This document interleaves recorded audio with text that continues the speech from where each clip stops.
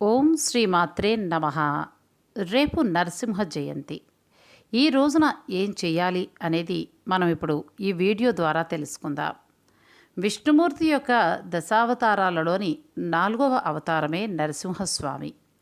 నరసింహ జయంతి వైశాఖ శుక్ల చతుర్థి నాడు జరుపుకుంటారు. నరసింహస్వామి ఎంతో శక్తివంతమైన భగవంతుడు. ఈ రోజున విష్ణుమూర్తి హిరణ్యకశిపుణ్ణి సంహరించి ధర్మాన్ని నిలబెట్టాడు కాబట్టి నరసింహ జయంతిని వేడుకగా జరుపుకోవడం జరుగుతోంది. విష్ణుమూర్తి దశావతారాలలో 4వ అవతారమైన నరసింహ అవతారాన్ని వైశాఖ శుద్ధ చతుర్దశి రోజునే మనం ధ్యానించుకోవాలి.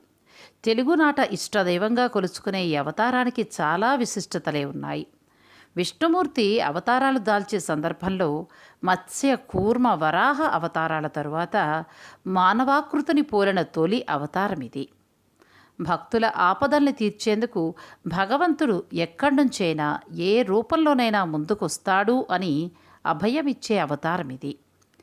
హిరణ్యకశిపుడు చాలా తెలివిగా నరులతో కానీ మృగాలతో కానీ పగలు కానీ రాత్రి కానీ ఇంట కానీ బయట కానీ ప్రాణమున్న వాటితో కానీ ప్రాణం లేని వాటితో కానీ ఆకాశంలో కానీ నేల మీద కానీ అనంటూ చాంతాడంత జాబితా చెప్పి వాటితో తనకు మరణం లేకుండా వరాన్నివ్వమని బ్రహ్మని కోరుతాడు.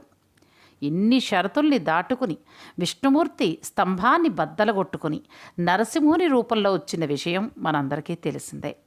పగలు రాత్రి కాని సంధ్యా సమయంలో ఇంటా బయట కాని గడప మీద ప్రాణమున్నట్లు లేనట్లుగా తోచే గోళ్లతో ఆకాశము నేల మీద కాకుండా తన ఒడిలో ఉంచుకుని హిరణ్యకశిపుణ్ణి అంతం చేస్తాడు. హిరణ్యకశిపుని సంహారం జరిగిన తర్వాత ఉగ్రరూపంలో ఉన్న నరసింహుని శాంతింపచేయటం దేవతల వల్ల కాలేదు. చివరికి ప్రహ్లాదుని ప్రార్థనను మన్నించి శాంతించి లక్ష్మీ నరసింహునిగా దర్శనమిస్తాడు విష్ణుమూర్తి. ప్రహ్లాదుని ఆదుకున్న విధంగానే తనను కొలిచిన ప్రతి భక్తుణ్ణి ఆదుకుంటానని అభయాన్నిస్తాడు. అందుచేత ఆ నరసింహ జయంతి రోజున నరసింహస్వామిని పూజించినట్లయితే మీ జీవితాలలో ఏర్పడ్డ అవాంతరాలన్నీ కూడా తొలగిపోతాయి. నరసింహస్వామికి ఎరుపు రంగంటే ఇష్టం. అందుకే ఈ రోజున మీరు ఎరుపు రంగు బట్టల్ని ధరించి కుంకుమతో చేసిన అక్షతలతో పూజిస్తే విశేషమైన ఫలితం ఉంటుంది. తులసి మాలలతో ఆయన్ని అలంకరించండి. వడపప్పు పానకాలను నైవేద్యంగా పెట్టండి. ఇలా చేస్తే ఆ స్వామివారి యొక్క ఆశీస్సులు మీకు తప్పకుండా దక్కుతాయి. ఇక ఈ రోజున లక్ష్మీ నరసింహ కరావలంబ స్తోత్రం, నరసింహ అష్టోత్తరం, నరసింహాష్టకం, నరసింహ సహస్రనామాలను పఠించారే అనుకోండి, స్వామివారి అనుగ్రహం తప్పకుండా లభిస్తుంది. చదవలేని వారు కనీసం వినే ప్రయత్నమైనా చేయండి. నృసింహ జయంతి రోజున స్వామివారిని కొలుచుకునే అవకాశం లేకపోయినా కూడా ఓం నమో నారసింహాయ అనే మంత్రాన్ని 108 సార్లు జపించండి. స్వామివారి కటాక్షం మీకు పుష్కలంగా దక్కుతుంది. నారసింహాయ విద్మహే వజ్రానఖాయ ధీమహి తన్నో సింహ ప్రచోదయాత్ అనే నృసింహ గాయత్రిని జపించినా కూడా ఎటువంటి అనారోగ్యం కానీ ఆపదల నుంచైనా కానీ మీకు విముక్తి లభిస్తుంది. ఉగ్రవీరం మహావిష్ణుం జ్వలంతం సర్వతోముఖం నృసింహం భీషణం భద్రం మృత్యోర్మో మృత్యుం నమామ్యహం అనే మంత్రాన్ని పఠించారే అనుకోండి, మీకు మృత్యువు సైతం ఆమడ దూరంలో నిలిచిపోతుంది.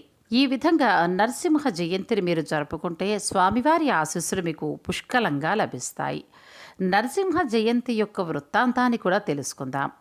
నరసింహస్వామి విష్ణుమూర్తి అవతారాలలో చాలా ముఖ్యమైన శక్తివంతమైన అవతారం. నరసింహస్వామి శరీరం సగభాగం మనిషి ఆకారం, సగభాగం సింహరూపంలోనూ దర్శనమిస్తారు. హిరణ్యకశిపుడి వరాన్నుద్దేశించే స్వామివారు ఈ రూపంలో అవతరించారని మనకి పురాణాలలో తెలుపబడుతోంది.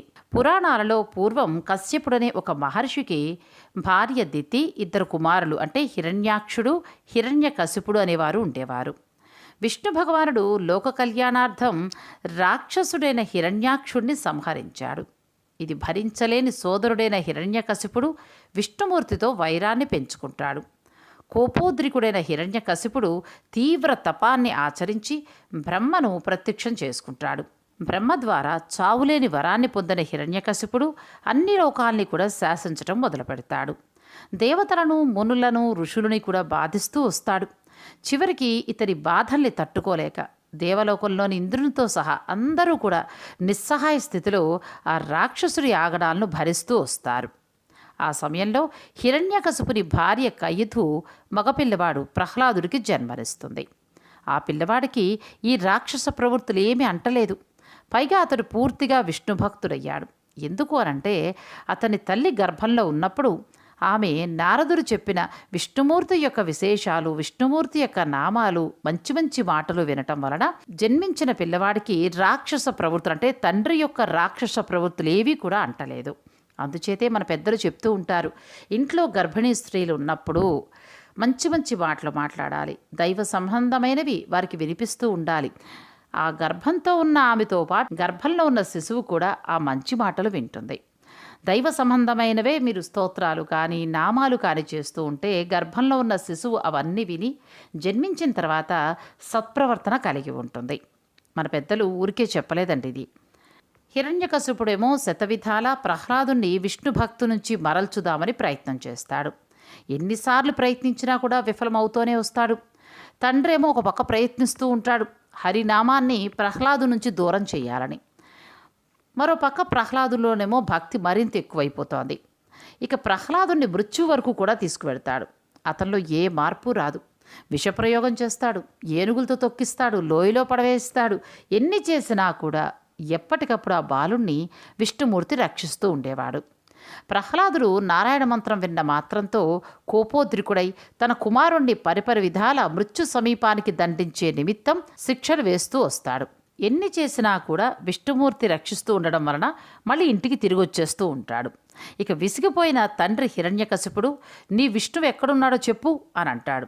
ఇందుగలడని అందులేడని సందేహము వలదు, ఎందెందు వెతికినా అందందే కలడు నా శ్రీహరి అని అంటూ సెలవిస్తాడు ప్రహ్లాదుడు. దాంతో మరింత అగ్రవేశాలకు లోనయ్యున్న హిరణ్యకశిపుడు, అయితే ఈ స్తంభంలో ఉంటాడా నీ శ్రీహరి అని ఒక్క పెట్టున ఆ స్తంభాన్ని తన గదతో పడగొడతాడు. అంతే, భయంకరాకారుడై తల సింహం రూపంలో, మొండె మనిషి ఆకారంలో గర్జిస్తూ ఒక్క ఉదుటిన ఆ రాక్షసుణ్ణి తన తొడల మీద పరుండబెట్టి ఆయన వాడి గోళ్లతో అతని వక్షస్థలాన్ని చీల్చి చెండాడి హిరణ్యకశిపుణ్ణి అంతమొందిస్తాడు. ప్రహ్లాదుణ్ణి ఆశీర్వదించి ఎవరైతే ఈ రోజున నా నామ సంకీర్తనంతో ఉపవసించి ఉంటారో వారి సమస్యలు బాధలు తొలగిపోతాయని సాక్షాత్ విష్ణుమూర్తే చెప్పడం జరిగింది. కాబట్టి ఈ శుభదినాన మనం అందరం కూడా నరసింహ జయంతిగా జరుపుకుంటాం. ఈ రోజున స్వామివారి శాంతి కోసం, అంటే ఆయన ఉగ్ర నరసింహ రూపంలో ఉంటారు కదా, ఆయన శాంతించటం కోసం పానకాన్ని నివేదించాలి. మనం భగవంతుడికి పళ్ళు, పువ్వులు, దక్షిణ తాంబూలాలు ఏది సమర్పించినా కూడా భక్తితో సమర్పించాలి. మనం ఎంత సమర్పించాం, ఏమి సమర్పించాం అనే లౌకికమైన భావనల కంటే ముఖ్యమైనది మన హృదయాంజలి. మనస వాచ కర్మణ స్వామికి ఏకాగ్ర చిత్తంతో ఆత్మ నివేదనం ఇచ్చిన పూజ లేదు. మీరు చేసే పూజలో శ్రద్ధ ఉండాలి, భక్తి ఉండాలి, చాలు. 10 రకాల నైవేద్యాలు చేయటం, 10 రకాల పూలు తీసుకురావటం, 10 రకాల పళ్ళు తీసుకురావటం, ఆర్భాటంగా అందరూ చూసేలాగా ఆహా ఊహో అనేలాగా పూజలు చేయనవసరం లేదు. మనం ఒక్క పుష్పంతో చేసినా, ఒక్క పండు ఆయనకి నైవేద్యం పెట్టినా, ఏది చేసినా కూడా మనస్ఫూర్తిగా భక్తితో చేయగలిగితే ఆ భగవంతుడి ఆశీస్సులు మనకి పుష్కలంగా లభిస్తాయి. హిందూ పురాణాల ప్రకారం త్రిమూర్తులలో విష్ణువు లోకపాలకుడు. సాధు పరిరక్షణ కోసం, దుష్ట శిక్షణ కొరకు ఆయన ఎన్నో అవతారాలలో యుగయుగాన అవతరించడం జరిగింది. అలాంటి అవతారాలలో 21 ముఖ్యమైన అవతారాలను ఏకవిశంతి అవతారాలు అని అంటారు. వాటిలో అతి ముఖ్యమైనవి 10 అవతారాలు. ఈ 10 అవతారాలను మనం దశావతారాలు అంటాం. ఈ దశావతారాలలో 4వ అవతారమే నారసింహ అవతారం. మహాలక్ష్మిని సంబోధించే స్త్రీ అనే పదాన్ని చేర్చి శ్రీనారసింహుడు అని ఆ అవతారమూర్తిని మనం స్మరించడం జరుగుతుంది. ఇక ముఖ్యమైన నరసింహ ఆలయాలు ఏవి అంటే, ఆంధ్రప్రదేశ్ రాష్ట్రంలోని కదిరిలో ఉన్న శ్రీ లక్ష్మీ నరసింహస్వామివారి దేవస్థానం, పెన్నహోబెళల్లో శ్రీ లక్ష్మీ నరసింహస్వామివారి దేవస్థానం, తరువాత తెలంగాణ జిల్లాలో ఉన్న ప్రఖ్యాత పుణ్యక్షేత్రం యాదగిరిగుట్ట శ్రీ లక్ష్మీ నరసింహస్వామివారి దేవస్థానం, శ్రీ వరాహలక్ష్మీ నరసింహస్వామివారి దేవస్థానం సింహాచలం ఆంధ్రప్రదేశ్ రాష్ట్రంలో ఉంది. శ్రీ పానకాల నరసింహస్వామి ఆంధ్రప్రదేశ్ రాజధానికి అతి దగ్గరలోనే ఉన్న మంగళగిరిలో కొలువై ఉంది. శ్రీ నవనారసింహాలయాలు అహోబిలంలో ఉన్నాయి. తెలంగాణ రాష్ట్రంలోని కరీంనగర్ జిల్లా ధర్మపురిలో వెలిసియున్న శ్రీ లక్ష్మీ నరసింహస్వామివారి దేవస్థానం. శ్రీ పెనుసుల లక్ష్మీ నరసింహస్వామివారి దేవస్థానం పెంచలకోన, నెల్లూరు జిల్లా. తరువాత తమిళనాడు రాష్ట్రంలో చూసుకుంటే షోలింగాపూర్లో ఘటికాచలం అనే ఊరిలో స్వామివారు వెలవడం జరిగింది. ఇక కర్ణాటక చూసుకుంటే ఉడిపిలోని సాలగ్రామ. ఇవన్నీ కూడా కొన్ని ప్రముఖ దేవాలయాలు. ప్రత్యేకించి మనం ఆరోగ్యం కోసం ఆ స్వామిని అంటే నరసింహస్వామిని ఆరాధించాలి.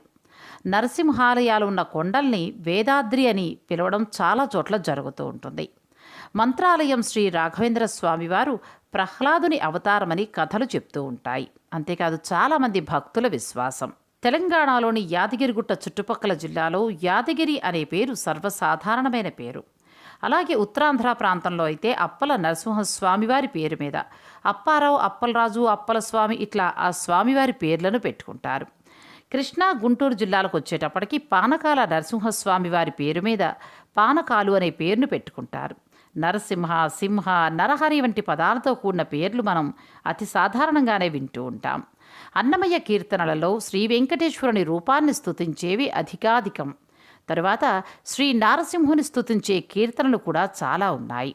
ఇక విష్ణువు ప్రతి అవతారానికి ఒక ప్రత్యేకత ఉంది. అలాగే నరసింహ అవతారాల్లో కూడా కొన్ని ప్రత్యేకతలు ఉన్నాయి. భక్తుని మాటను నిజం చేయటానికి అవతరించిన మూర్తి.